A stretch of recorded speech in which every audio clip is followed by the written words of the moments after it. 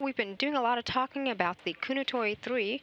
It is scheduled to launch tonight from the Tanegashima Space Center in Japan. Aboard that cargo spacecraft, we have about 3.5 tons of cargo that is scheduled to go up. 20% of that cargo is experiment-related equipment.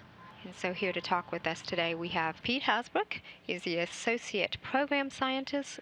Welcome, Pete, and thank you for coming. Thank you very much. I'm glad to be here today. Well, so as we were saying, there's about 3.5 tons of cargo that is scheduled to go up. 20% of that cargo is experiment-related equipment, and a lot of our equipment that's actually going up. And so Pete is here to talk to us a little about that. But first, I'd like to talk a little about you. Okay. So tell me first how you came about coming to NASA, how you made your way to where you are now. I've been at JSC for 27 years. I grew up in Michigan, studied aerospace engineering at the University of Notre Dame, and came here to the Mission Operations Directorate right out of school. I held 2 different positions on the shuttle flight control team in operations, and then about 10 years ago I came over to the Space Station Program Office, which is the program management of the International Space Station. About a month ago, I started my new job, which is the Associate Program Scientist. Wow, so you're new to this thing. So I understand, so you were an increment manager, and so you obviously know a lot about the ISS or Space Station operations, and so we'll get into some of that as well, as obviously there were some station operations and also some partnership things that took place for getting our payload on board. The cargo ship that is scheduled to go up. And this is the second operational Japanese cargo ship that's going up, correct? Yes, it's the third of the HTV vehicles. The first one was a demonstration mission. It was fully successful. And so now the second and third are the ones that we've relied on for all the good cargo. Okay. So a month into your position as the Associate Program Scientist, explain a little bit about that. So a program scientist, as a part of the International Space Station Program Management Office, the program scientist represents the science aspect of the station. The station is a laboratory. It's a huge laboratory. It's a huge complex to manage, so there's a lot of competing interests in managing that, keeping the crew safe, keeping the crew supplied, keeping all the systems up and running, keeping the crew healthy. But we want to use the laboratory for its purpose, which is science, investigations. We also want to do that as the international partnership, which is set up. And that's kind of where I come in. My previous job as an increment manager was a mission manager, and I worked extensively with the international partners. Now, in the Program Science Office, I will be focusing on, again, working with the partners, but now more on collaboration, making sure we're using the station effectively, communicating with those partners, looking for synergy and collaboration. And then the other part of what a Program Science Office does is we report on what we're using the station for. Some of that is reporting to management, reporting to our partners, reporting to headquarters in Congress, how effectively we're using the station, and then also educating the public, whether it's educating our NASA employees to go out and talk to the public, or just in general something like this, telling people what we do. We have people today in New York for the opening of the Enterprise at the Intrepid Museum. Some of our office are out there telling people about what we do. Very interesting.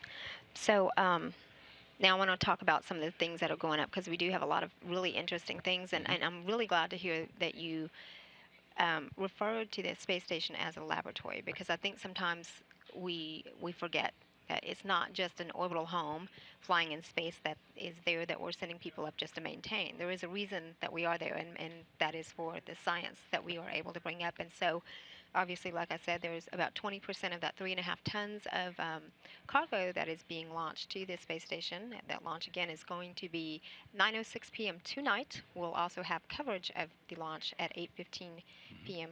here on NASA television as well, for those of you who are watching. So let's get into some of those things that are going up. One of the payloads, the NASA payload, that is going up aboard the HTV-3 is the SCAN testbed. Now, SCAN is an acronym, excuse me. Space Communicators and Navigation. Yes. So explain to me what that is. Okay. The SCAN testbed is it uses one of the unique capabilities of the HTV, in that HTV can launch external cargo that never comes inside the station, but it gets mounted outside the station.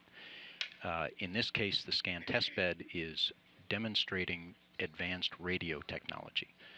The principal investigator is at Glenn Research Center. the other major investigators are at the Goddard Space Flight Center, as well as the Jet Propulsion Laboratory. It's in demonstrating new communication methods, for instance, the software-designed radios. Traditional radios have a lot of internal hardware components, transistors, tubes, the converters. This new technology uses computers more, uses modems, and it's a reconfigurable radio in a sense that you can launch it on a spacecraft, let's say, and then if something changes, like you can reduce the power level because you don't need as much power, you can do that through your commanding. You don't have to bring the radio back to the ground. It's also testing advanced navigation technologies.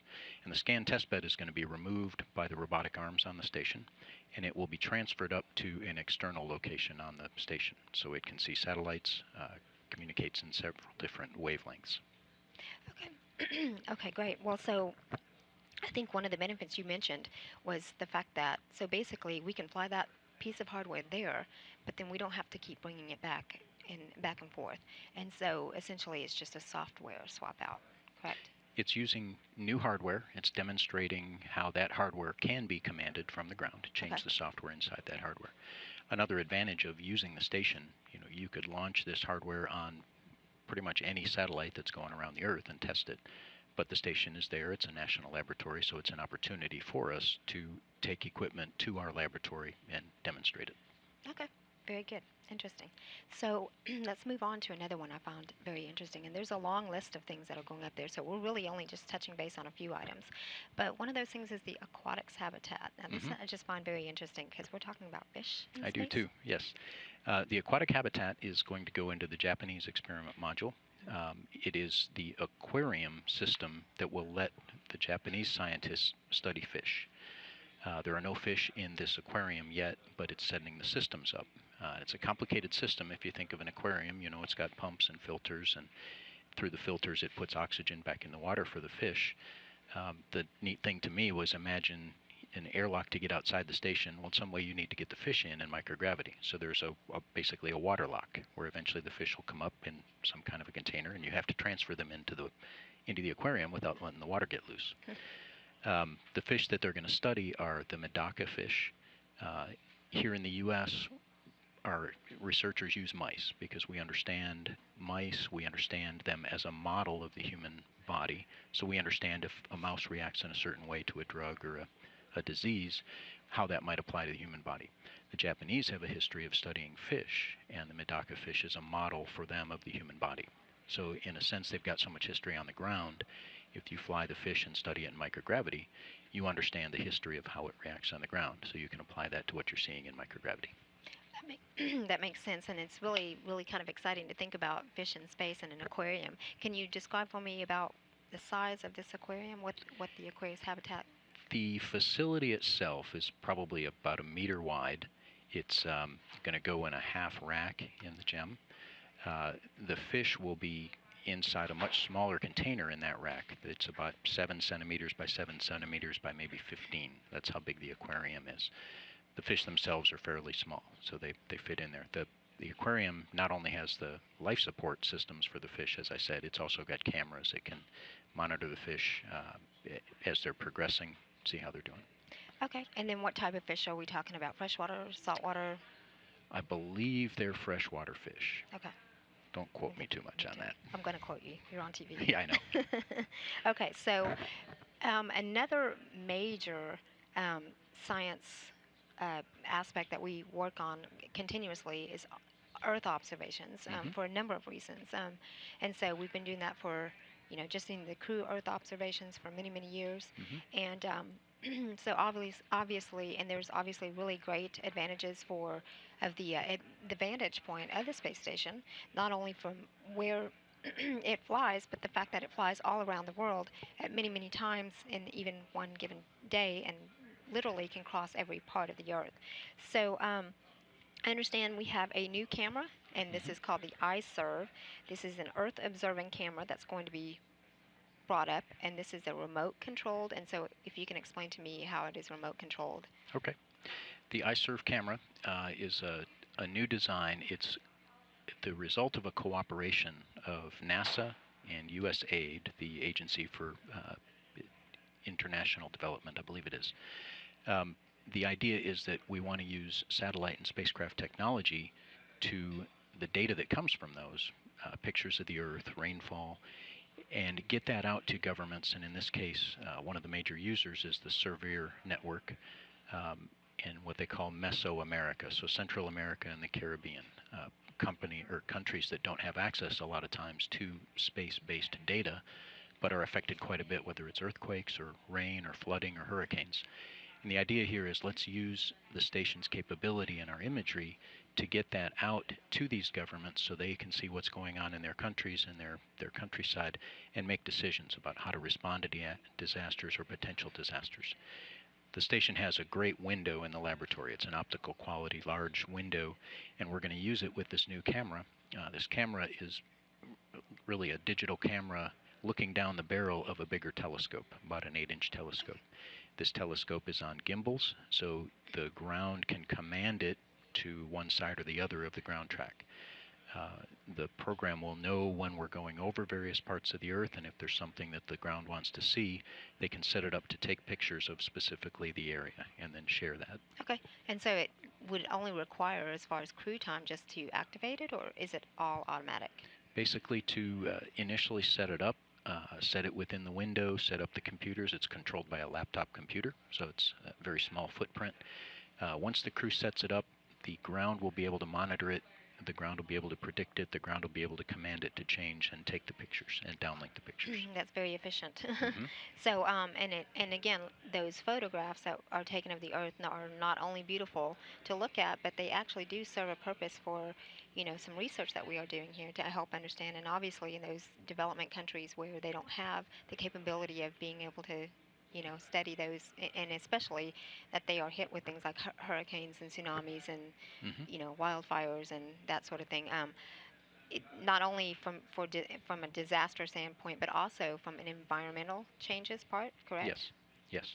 So these cameras can take a history of the ground areas that they're looking at, whether it's a seasonal history or years in the making history, see how things are changing. You can use that to say this area needs more fertilizer, this area is at risk of mudslides. So it's a good way to use the technology. Another benefit of the station is it's at relatively low altitude. So the pictures are closer to the ground, we can get better resolution. Very good. That's interesting. So now another one, and this is kind of a fun one, I think, is the YouTube Space Lab. Yes. Tell me a little about what that is. As we know, I'm new to this office and I've just been learning about it, but in the last couple of days as I've looked into the YouTube Space Lab competition, I'm really impressed with what they've done. This is what we call an educational outreach, public outreach activity.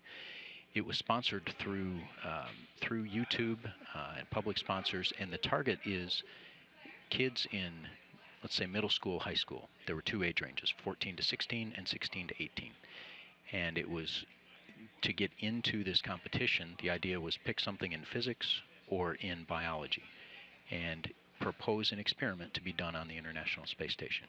And to do that, you had to submit a 2-minute video of yourself, introducing yourself, what your concept was, what your hypothesis was, how you would test it, and how would you use your results. They had something like 2,000 entries. They've had millions of views on this YouTube website. So they narrowed it down to about 60, I think, finalists, and part of the voting to select the final was through the public voting on the YouTube website. They narrowed it down. The two finalists are having their experiment launch on the HTV, and it will be operated by the crew. And the neat thing that I saw as well, Sunny Williams was the one who announced the winners. I think it was last December or January. She's on board now. She will be the one executing the experiments. There were two individuals that won. One was a set from Michigan, my home state. Two young ladies that proposed a biology experiment. They saw that results of previous research that said salmonella gets more virulent on station in microgravity, meaning that it's more effective, and in that case, it's more dangerous to you. Well, they thought, we know of an antifungal, let's fly that. And the premise is, if it works this well on the Earth, maybe in microgravity it does an even better job. And we care long term about fungus on ISS. You get mold on walls, it's a bad thing. It can deteriorate your walls, your metals on board. So they proposed this experiment. It's got what we call controls on the ground. They're going to monitor how the fungicide reacts on the ground, and then see how it reacts after having flown in space. Wow, I'm always amazed when we have some of these educational type research projects that are going up, because there are a lot of smart kiddos out there, let's face it.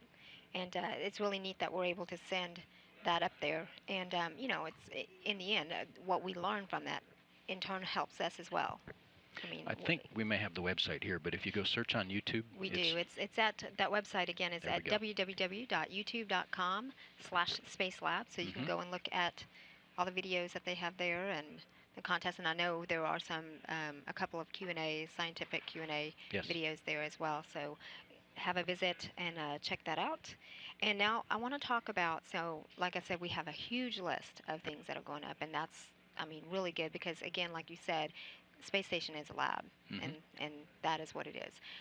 So like I said, 3.5 tons of cargo is going up aboard the Kounotori3, again, the second operational cargo ship from Japan. So I want to talk a little about the space station operations and the international partnership. Okay. How we get this stuff to Japan and up on that spacecraft and up to the space station. How do we work with our international partner? We first off, we need to decide what we're going to fly, and we have projections on how much food the crew eats, what they're going to need to wear, how much medical equipment they need. We also have an extensive process of looking into the future and what science will be ready to fly, what science we need to fly in that time frame, what the crew will be trained for. So there's a process to look at all that and divide up the cargo allocation among the crew supplies, among the emergency and maintenance supplies, and then especially we want to get as much utilization or research hardware on board as we can. So once we've defined that, we know what hardware needs to fly. There's a manifesting process, as we call it, that says this is how much it weighs, how big it is, this is when it can be delivered. There's a lot of folks that work with the scheduling and delivering the hardware, making sure it's safe, making sure it's packaged correctly. That then is delivered, in our case here at JSC, and then it's shipped over to Japan and turned over to the Japanese to load into the vehicle. Okay. And how far in advance did they send our cargo to Japan, and for the loading? How long did that take? Do you know? I don't know. I wouldn't even. You're new. You've been here a month. It was also a part of my old job that I didn't do so much in. Well, that's okay. We won't hold you to it. Okay. So again, we have another website you can go to learn more about these things that we talked about and the rest of that list. If you go to www.nasa.gov/mission_station pages/station research. Now, the easy way to go there is www.nasa.gov/station. On the left-hand navigation, just click on research and you can find the whole list there. You can search it by experiment name, alphabetically, you name it. We have a couple areas, if I can interrupt. We have areas specifically for researchers. For if you have an experiment that you want to fly on the space station, there's a section for researchers. There's a section for teachers, for educators, how we can get NASA projects into your classroom. And then for students or for kids, there's another section that say, I have an idea for something I want to fly on space station. There's a section for them on there. Great. Thank you so much. And also, if you want to follow along, yes, please. More of the research, go to Twitter, twitter.com/ISS_research. I'm sorry, not slash, it's just ISS_research on Twitter. You can learn everything that's going on. The newest updates will be there. And thank you so much, Pete, for coming. And again, we all look forward to the third space cargo spacecraft from Japan launching tonight at 9:06 p.m. Central Time. And we will have live coverage for you here on NASA television at 8:15 p.m. Central Time, 9:15 p.m. Eastern Time, and then that cargo spacecraft will then dock to the space station with all this good stuff aboard on the following Friday on July 27th. This is Mission Control Houston.